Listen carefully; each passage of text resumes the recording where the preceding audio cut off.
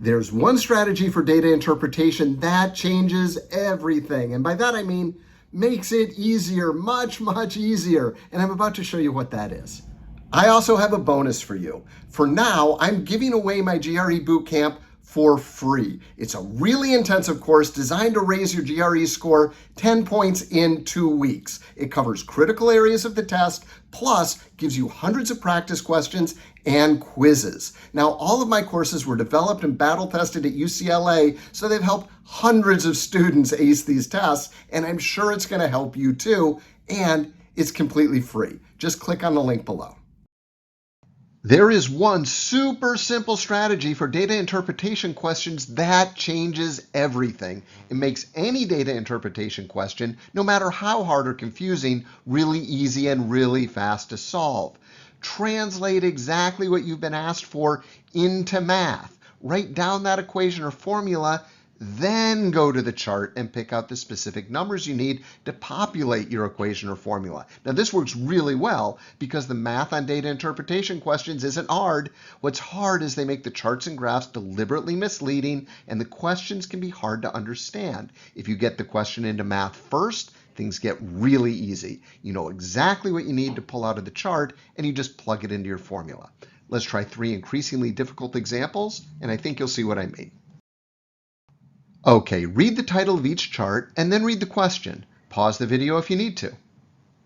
Okay, what are you being asked for? You're being asked for chocolate in October without a coupon is what percent more than chocolate in October with a coupon. Percent more means percent increase. So that's new minus old over old. So in math, in this particular example, it means chocolate October without a coupon minus chocolate October with a coupon over chocolate October with a coupon. Now we know exactly which numbers we need to pull from the chart. We need chocolate October without a coupon. That's that bar right there, and that's 12 units. We also need to pull out chocolate October with a coupon, which is that bar, and that's 6 units. Now it's easy. We just plug in those numbers into the formula, and we get 12 minus 6 over 6, which turns into 6 over 6, which is 1, or 100%. The answer choice is B. Easy peasy, and most importantly, fast. Okay, this one's a little trickier. Read the blurb above the chart and read the question. Pause the video if you need to. All right, this is another percent more question, which means percent increase, which means new minus old over old. Or in this particular case, we need number of Minneapolis tickets sold minus number of Detroit tickets sold over the number of Detroit tickets sold. So now that we know exactly what we're looking for, now we can go to the chart. First thing we need, the number of Minneapolis tickets sold. Let's take a look. You know, that looks like 15,000 times 30%. Read the chart carefully. The percent is the percent of total capacity that's been sold, and they've sold 30% of their capacity. And what's the capacity?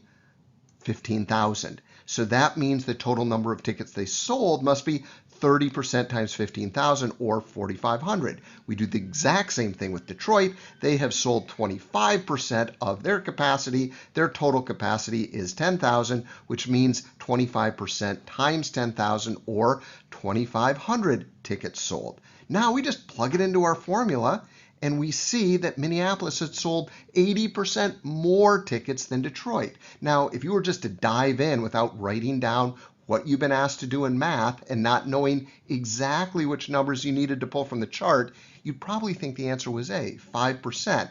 But because you wrote down exactly what you needed before you hit the chart, you saved a ton of time, and more importantly, you scored the points. All right, take a second and read the question. This is a quantity A, quantity B question, and what we're really being asked to find is the percent increase in City C's population from 2000 to 2020. So in math, it looks like this. It's the population of City C in 2020 minus the population in 2000 all over the population in 2000. But here's where they get sneaky. They aren't giving us any real numbers to work with, just the percent change. Here's a pro tip. Whenever they do that, assume the starting number is 100, then go through whatever percent increase or decrease steps they give you. So in this case, we're going to assume that the starting population of City C is 100. Well, then what happens? Well, they say that the population goes up by 5%. Okay, that's easy. 100 times 1.05 is 105. So now we have 105 people. Then what happens? Well, we go up another 10%. So that's the 105 people that we have times 1.1, which gives us 115.5 in 2020. Now we have all our numbers. We just plug it into our percent increase formula, and we get 115.5 minus 100 over 100, which turns out to be 15.55%. That means that quantity A is bigger. Very nice work. Okay, great job. Remember, the whole key is to write down what you're asked for in math and then go to the charts and pull out the information. Also remember, you can get the GRE Bootcamp completely free. Click on the link right below. Okay, great work. See you next time.